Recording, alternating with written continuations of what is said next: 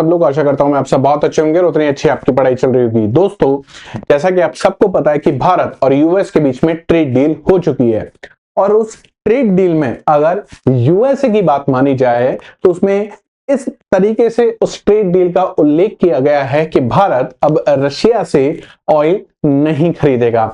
हालांकि Indian government ने, ना ही गवर्नमेंट के किसी ऑफिसर ने इस बात को दोहराया है, लेकिन हाँ, यूएस की तरफ से बात आई थी कि भारत रशिया से ऑयल नहीं खरीदेगा और भारत यूएसए से और स्पेसिफिकली वेनेजुएला से ऑयल खरीदेगा।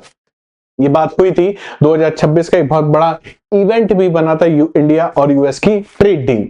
अब पिछले दिन कुछ इस तरीके के आंकड़े सामने आए हैं कि वो आंकड़े इस बात को शायद पुष्टि कर रहे हैं कि भारत रशिया से जितना तेल खरीदता था अब वो रशिया से तेल नहीं खरीद रहा है, बल्कि अगर आप देखोगे 2022 से लगातार 2025 तक जहां से हम सबसे ज्यादा तेल खरीदते थे वो देश था रशिया।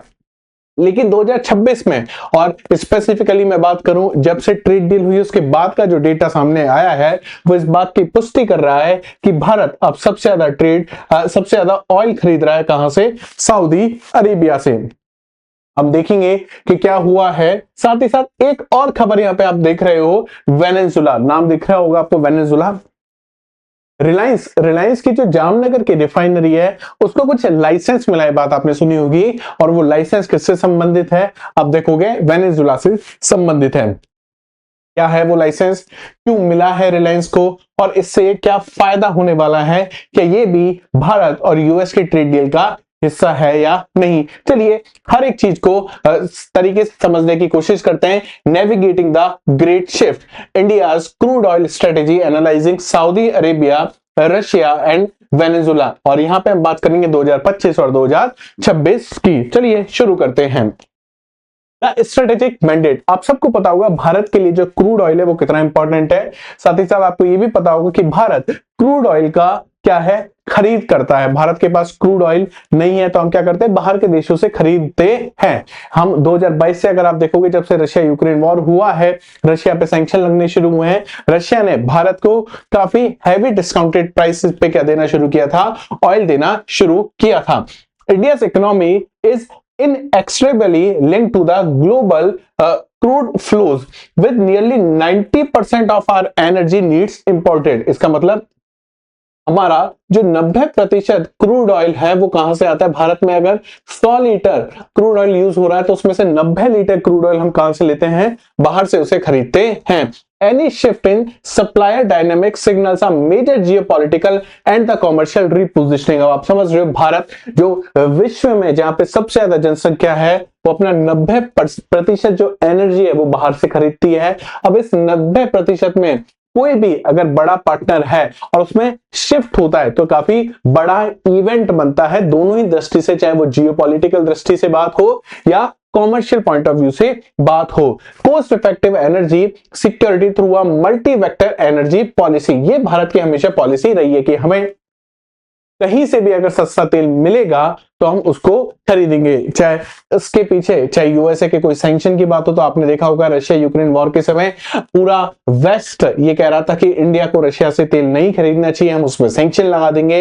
लेकिन हमने 2022 से लेकर 2025 तक लगातार कहां से हैवी डिस्काउंटेड प्राइसेस में क्या खरीदा है? तेल खरीदा है। तो क्या अब जनवरी 2026 और फरवरी 2026 में क्या रशिया ने अपने ऑयल के प्राइसेस बढ़ा दिए हैं या सऊदी अरेबिया जो हमको तेल दे रहा है वो तेल के प्राइस गिर गए हैं? ये भी समझने की कोशिश करते हैं। तो ये बात तो आप समझ गए होंगे कि भारत में क्रूड ऑयल बहुत ही इंपॉर्टेंट है। 90% जो एनर्जी हम क्या करते हैं, हमारी इंपोर्ट करते हैं। अगर पहले 10 दिन की बात करें किसके, फरवरी 2026 की अगर अपन बात करें तो आपको क्या देखने को मिलेगा कि सऊदी अरेबिया से हमने कितना तेल लिया है हर दिन? 1.13 मिलियन, ये हमने हर दिन तेल खरीदा है। वहीं पे अगर रशिया की अब बात करें तो रशिया का जो डेटा है वो कह रहा है कि हमने 1.09 million barrel per day oil उनसे खरीदा है। इसका मतलब ये साफ साफ दिख रहा है कि रशिया जो सबसे ज्यादा तेल भारत को बेचा करता था, अब उसका स्थान, उसको रिप्लेस किसने कर दिया है? सऊदी अरेबिया ने कर दिया है। Now Saudi Arabia officially overtaken Russia as India's top supplier after a long period of Russian dominance starting in 2022। तो साफ साफ आप देख पा रहे हो कि 2022 से 2025 तक फर्स्ट रैंक पे कौन था? फर्स्ट रैंक पे था रशिया।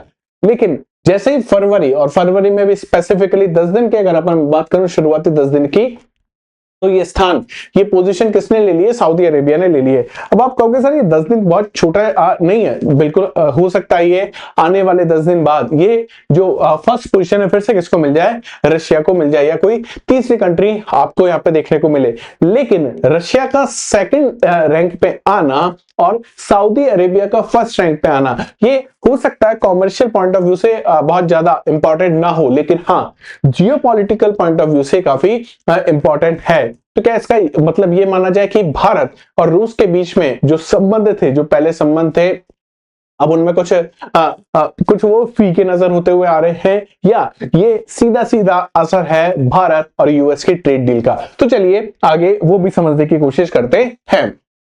द सऊदी रिबाउंड, सबसे पहले जानते हैं कि सऊदी ने ऐसा क्या किया कि सऊदी फर्स्ट रैंक पे पहुंच गया। अब इसमें दो चीजें इंपॉर्टेंट है, यहाँ पे कहीं पे भी मैंने जियोपॉलिटिकल एनालिसिस की दृष्टि से इसको नहीं देखा है। ये दो दृष्टि से हम लोग देखने की कोशिश करेंगे, पहला कॉमर्शियल पॉइंट ऑफ व्यू और दूसरा लॉजिस्टिक एक्सीलेंस। क्रूड ऑयल की जो प्राइस है उसमें आप देखोगे सबसे इंपॉर्टेंट जो चीज है वो होती है क्रूड ऑयल की लॉजिस्टिक। अब जब हम रशिया से तेल खरीदते हैं तो लॉजिस्टिक की जो प्राइस है काफी महंगी होती है। क्यों? क्योंकि रशिया, अगर भारत से रशिया का डिस्टेंस और भारत से सऊदी अरेबिया का डिस्टेंस आप देखोगे तो दोनों में जमीन आसमान का फर्क पड़ता है। दूसरी चीज, रशिया पे जितने सैंक्शन है बहुत सारी कंपनी इंश्योरेंस करके नहीं देती है और इस कारण वो चीजें हमें क्या पड़ती है? बहुत महंगी पड़ती हैं। और तीसरी बहुत इंपॉर्टेंट चीज ये कि रशिया इनिशियली जितना डिस्काउंट ऑफर कर रहा था, आज रशिया उतना डिस्काउंट ऑफर नहीं कर रहा है। समझते हैं, देखो सबसे पहले द लॉजिस्टिक एज, जिसकी मैं बात कर रहा था कि चूंकि सऊदी अरेबिया भारत के बहुत ज्यादा नजदीक है, वहां पे लॉजिस्टिक कॉस्ट हमको बहुत कम पड़ती है, इसलिए भारत क्या प्रेफर कर रहा है कि सऊदी अरेबिया से तेल ज्यादा खरीदे। One of the largest hidden cost in the oil trade is the freight and the logistics. Saudi Arabia offer a decisive advantage over the long haul routes. दोनों के बीच में अगर डिस्टेंस देखोगे तो आप बिल्कुल आपको पता होगा कि भारत और सऊदी अरेबिया के बीच का जो डिस्टेंस है वो काफी कम है किसके मुकाबले? भारत और रशिया के मुकाबले। सऊदी अरेबिया 3 से 4 दिन लगते हैं ट्रांजिट टाइम में, जबकि रशिया की अगर अपन बात करें 12 से 20 दिन लगते हैं। वहीं पे अगर यूएसए की बात करें तो वहां पे 40 से 45 दिन लग जाते हैं भारत तक पहुंचने के लिए।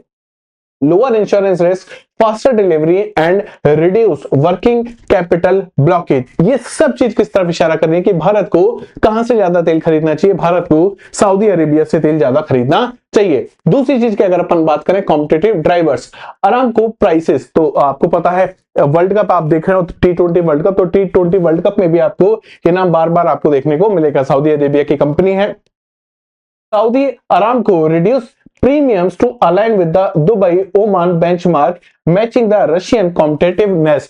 तो रशिया जिस डिस्काउंटेड प्राइसेस में ऑयल बेच रहा था करीब करीब उतनी ही प्राइस के आसपास अब कौन बेचना शुरू कर दिया है? सऊदी अरेबिया ने बेचना शुरू कर दिया है। तो जो कॉम्पिटिटिवनेस थी क्रूड ऑयल मार्केट में वो भी अब बढ़ गई है। spare capacity, immediate ability to scale production ensure India's rising demand to meet without delay। हम रशिया की अगर कैपेसिटी की बात करें, ऑल्दो रशिया के पास भी बहुत बड़े रिजर्व हैं और कैपेसिटी भी काफी अच्छी, लेकिन उसको कंपेयर करें किसके साथ? सऊदी के साथ। तो सऊदी को अगर हम आज कहें कि भाई हमें ज्यादा तेल चाहिए क्योंकि हमारी डिमांड अचानक से बढ़ गई है, तो सऊदी इमीडिएटली क्या कर सकता है? अपने प्रोडक्शन को इंक्रीज कर सकता है, जबकि रशिया इमीडिएटली काम नहीं कर सकता। और नेक्स्ट है OPEC plus strategy, strategic intent to maintain Asian market share specifically targeting India and China. तो ओपेक प्लस की भी स्ट्रेटेजी है। तो इन सारे रीजन मिलके क्या बना रहे हैं कि रशिया को अब रिप्लेस कौन कर रहा है? सऊदी अरेबिया कर रहा है इंडिया के क्रूड ऑयल मार्केट में। अब रशिया का चैलेंज क्या है? रशिया का चैलेंज है narrowing discount. The 20-30% discount offer at the start of the Ukraine war have significantly shrunken making Russian oil less attractive. तो डिस्काउंट प्राइस आपने कम कर दिया, डिस्काउंट अगर कम कर दिया तो प्राइस क्या हो जाएगा? बढ़ जाएगा। Tightening Western section on the shipping and the insurance alongside the India-US trade deal have complicated long-term Russian flows। तो वही बात कि इंश्योरेंस अगर नहीं मिलेगा, लॉजिस्टिक पे बहुत ज्यादा सैंक्शन है, तो बहुत सारी कंपनीज वो काम नहीं करेंगी। और अब इंडिया और यूएस के ट्रेड डील, इसका भी इंपैक्ट हमको देखने को मिल रहा है। It is not just a commercial event, it is a strategic recalibration। तो साफ साफ आपको देखने को मिल रहा है कि भारत जो एनर्जी खरीदता है, जहां से उसको एनर्जी सस्ते दामों में मिल रही है, सिक्योर मिल रही है, वहां से भारत क्या करेगा, अपनी एनर्जी नीड्स को फुलफिल करेगा। अब यहाँ पे वेनेजुएला की भी एक बार बात कर लेते हैं। अनलॉकिंग द ओरिनोको बेल्ट, आपको पता होना चाहिए ओरिनोको क्या है। वेनेजुएला में सबसे ज्यादा रिजर्व है और वो कहां पे, इस ओरिनोको बेल्ट में आपको देखने को मिलते हैं। रिलायंस को, आरआईएल को क्या मिल गया, लाइसेंस मिल गया है। Reliance industry has officially secured a licence from the US treasury to import crude oil from the Venezuela. PDVSA company है वेनेजुएला की, और इससे पहले भी बहुत कम मात्रा में रिलायंस लगातार क्या खरीद रहा था, तेल खरीद रहा था। लेकिन अब यूएस के ट्रेजरी जो डिपार्टमेंट है, उसने डायरेक्टली क्या दे दिया, लाइसेंस दे दिया कि आप क्या कर सकते हो, वेनेजुएला से ऑयल खरीद सकते हो। This allows India to tap into the world's largest oil reserve without the fear of the secondary US sanction. तो यहां पे आप देख रहे हो कि किस तरीके से पूरा ग्लोबल जो प्रोडक्शन हाउस है वो इंडिया को अट्रैक्ट करने की कोशिश कर रहे हैं। चाहे सऊदी अरेबिया की बात करो, यहाँ पे यूएस ये कर रहा है वेनेजुएला के माध्यम से। और जामनगर का एडवांटेज क्या है, heavy crude oil mastery. Venezuela crude oil is heavy crude, low quality but extremely cheap. बहुत सस्ता आपको मिलता है, करीब 8 से 15 डॉलर प्रति barrel. Reliance Jamnagar refinery is one of the world's most advance, capable of efficiently refining heavy crude oil into the high grade fuel, maximizing refinery margin। तो यहाँ पे रिलायंस को भी क्या मिलेगा, बेनिफिट मिलेगा उसकी जामनगर रिफाइनरी का, जो काफी ज्यादा हाईटेक रिफाइनरी है। इकोनॉमिक ड्राइवर्स की अगर अपन बात करें तो यहाँ पे हमारी सप्लाई सिक्योरिटी हो जाती है। डाइवर्सिफाइंग सोर्स, इंडिया का हमेशा ये मोटो रहा है कि हम हमारे सोर्स को लिमिटेड ना रखें, बल्कि क्या करते रहे, उसको डाइवर्सिफाई करते रहें। इससे क्या होता है, ensures India is not over dependent on any single geographic और द पॉलिटिकल ब्लॉक। उससे क्या होता है, हमारी डिपेंडेंसी कम होती हुई चली जाती है। 2022 से 2025 पे जहां हमें सस्ता तेल मिला, हमने वहां से खरीदा। अब हमें लग रहा है कि सस्ता तेल वहां से भी कहीं और मिल रहा है, तो हम वहां पे स्विच कर सकते हैं। प्राइस की अगर बात करें, by shifting to Venezuela and Saudi Arabia, India optimize its import bill against benchmark pricing. तो जो प्राइस, जहां पे ग्लोबल जो क्रूड ऑयल की प्राइस है, अगर उससे सस्ता हमको कहीं पे भी मिल रहा है, तो हम उसको क्या करेंगे, खरीदने की कोशिश करेंगे, जिससे हमारे देश में जो ऑयल के प्राइसेस है कम रहे। और आपको पता है कि इंडिया में ऑयल प्राइसेस अगर इंक्रीज होते हैं तो हमारे यहाँ पे इन्फ्लेशन तुरंत इंक्रीज हो जाता है। तो ये बात थी जहां पे मैंने आपको बताया कि रशिया अब रिप्लेस हो गया है किससे, सऊदी अरेबिया से, और किसके टर्म में, जहां से इंडिया तेल खरीदता था। So now we are managing energy sovereignty in a volatile world। तो दिस इज अ सेशन जहां पे मेरे को आपको बताना था कि किस तरीके से जो न्यूज आ रही है कि इंडिया और यूएस ट्रेड डील में जो बात हुई थी कि वेनेजुएला से इंडिया ऑयल खरीदेगा, रशिया से तेल कम खरीदा जाएगा, वो अब जमीनी स्तर पे जो आंकड़े आ रहे हैं वो इस बात को क्या कर रहे हैं, फुलफिल करते हुए नजर आ रहे हैं। उम्मीद करता हूं ये सेशन आपको पसंद आया होगा। अगर हाँ तो प्लीज सेशन को लाइक करें, शेयर करें और चैनल को सब्सक्राइब करना ना भूलें। मिलते हैं नेक्स्ट सेशन में, तब तक अपना ध्यान रखिए। जय हिंद, जय भारत।